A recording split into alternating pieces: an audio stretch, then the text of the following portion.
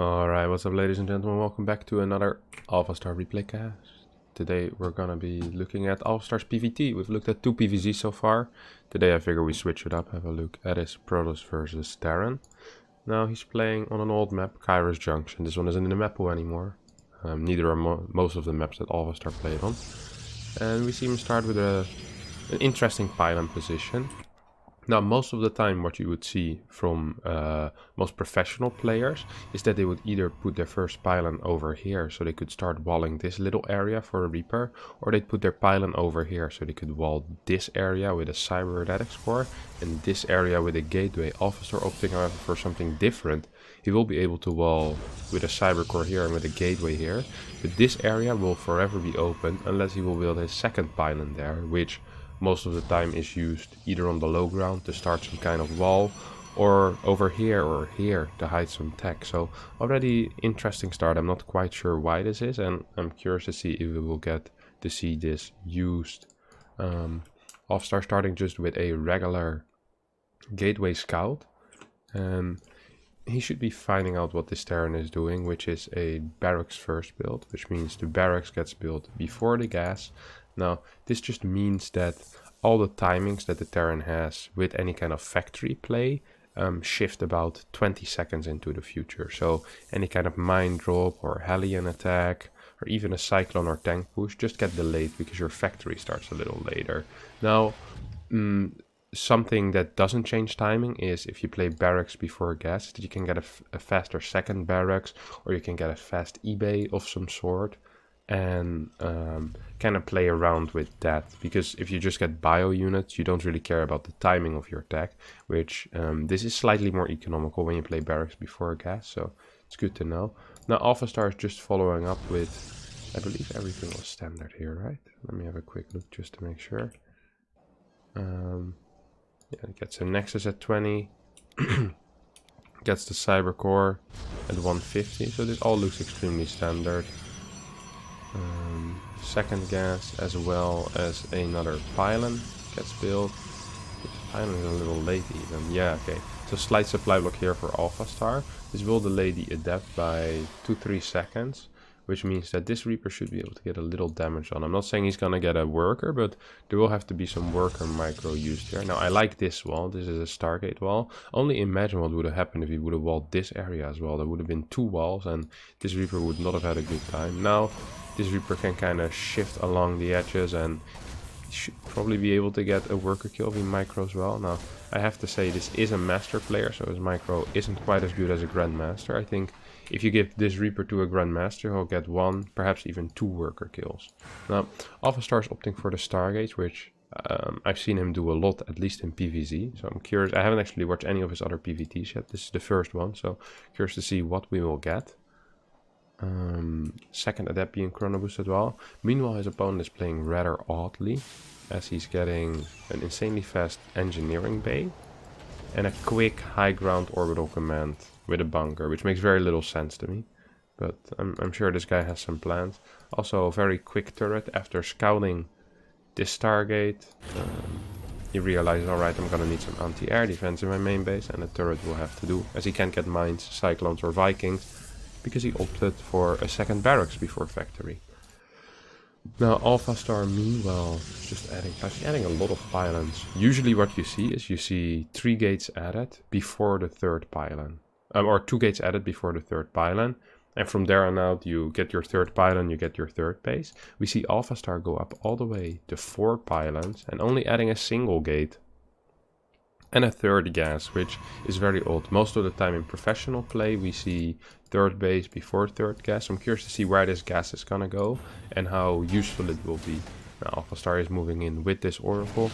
We'll try to do some kind of damage. But after seeing the turret, like, you know what?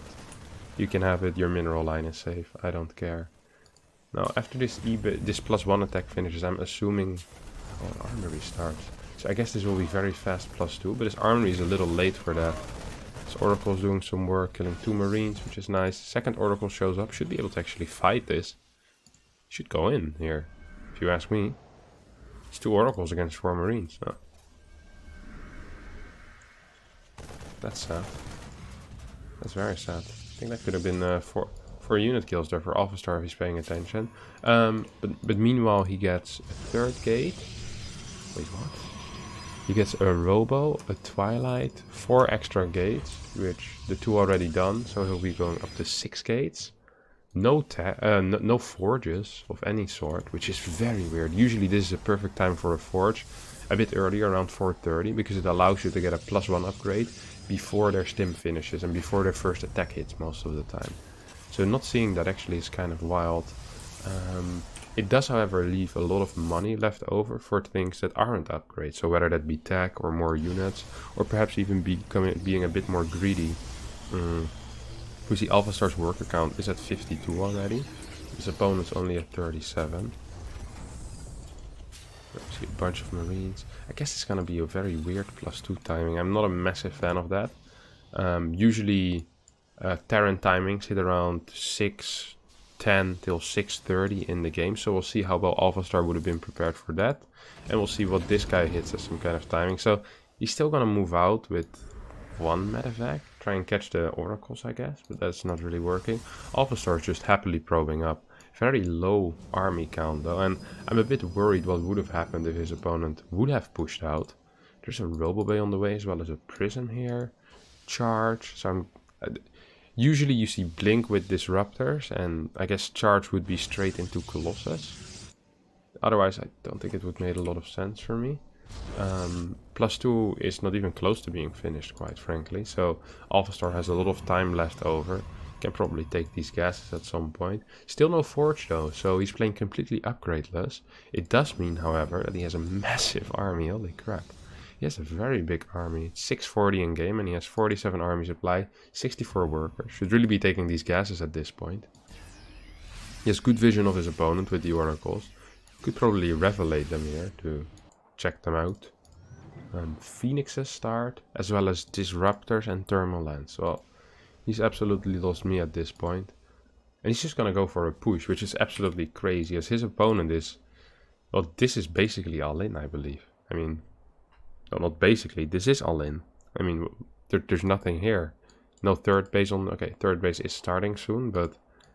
AlphaStar is up like 20 workers, so moving out against a guy who is down a base. That's a very rare thing to see in a PvT, quite honestly.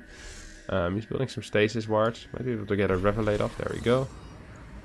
We'll be able to see where his army goes. Now with this Disruptor, I believe he can actually fight it. There's no +2, there's no combat shield. And he's up like 30 supply. Disruptor shot kinda does nothing there. Does lose the Prism and might lose this Disruptor if he's not careful. So AlphaStar is moving back here. Second Disruptor joins the fight. I mean, his army is just massive. But still no upgrades.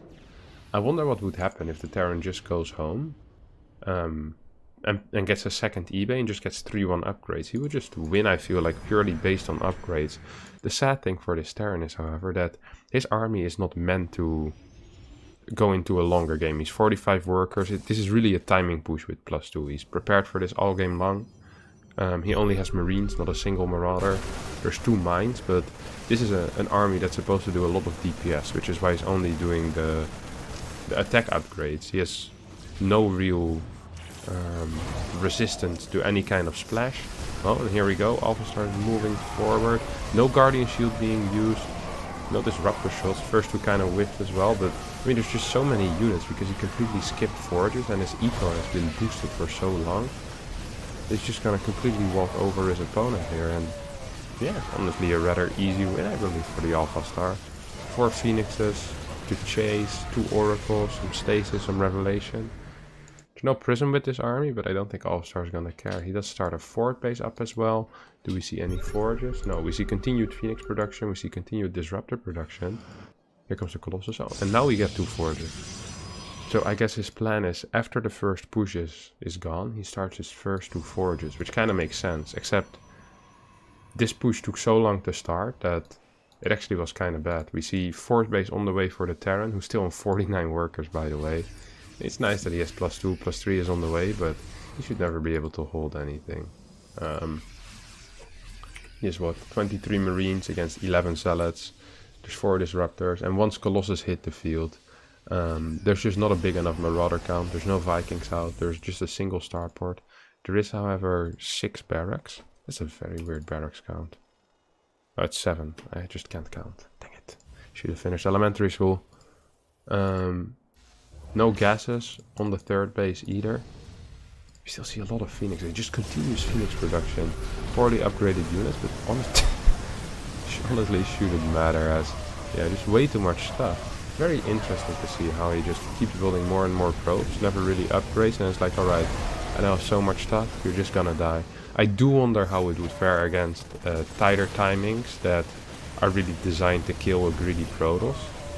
As he went up to 64 workers of a charge-based army from an Oracle opener, and I honestly have a hard time believing that would survive any regular pressure, but I'm happy to see that it worked in this game, and I mean, AlphaStar is doing quite some damage here. Probably will be able to take it as he's about double army supply, has 24 more workers, and finally has some upgrades on the way as well. Now, there is +3 for our Terran player here, so his marines do a lot of damage, but I mean, this shouldn't be enough. 80 workers right now for AlphaStar against the 20 of the Terran, and we should see a GG anytime soon now. His Phoenixes are still going to work as well. 9 of them. More keep being rallied. No Prism has been rebuilt after the initial one got lost, by the way, so it's also an interesting thing to note. AlphaStar feeling like it doesn't need it. What time were these gases taken? Okay, so relatively recently. No gases on the fort yet. The priority for gases doesn't really seem to be there. He's just looking for proxy bases. Look at that. He's like, ah, there's no way you can win. Upgrade complete. Yeah, unless you have a proxy base. So just gonna check for that, and then pretty good game sense actually. Realized there was an army here, or maybe didn't realize because looks like it didn't want to fight. Here we go. Just lifts a bunch of marines. Call just finish the job, and yeah, this is it. GG gets called. AlphaStar wins the game. Very interesting style where he just completely skips upgrades, goes hard on eco, and then eventually gets into upgrades and a forward base once he stops the initial pushes. Really relying on the early disruptors to deal with mines, I guess. And then from there on out, just with a advantage in economy, just kind of get really far ahead, big armies, get your upgrades about even on the Terran. Makes some sense, but I'm just curious to see how it would do against more tight play. But congratulations to AlphaStar for winning the game, and thanks everyone for watching. See you boys next time. Bye bye.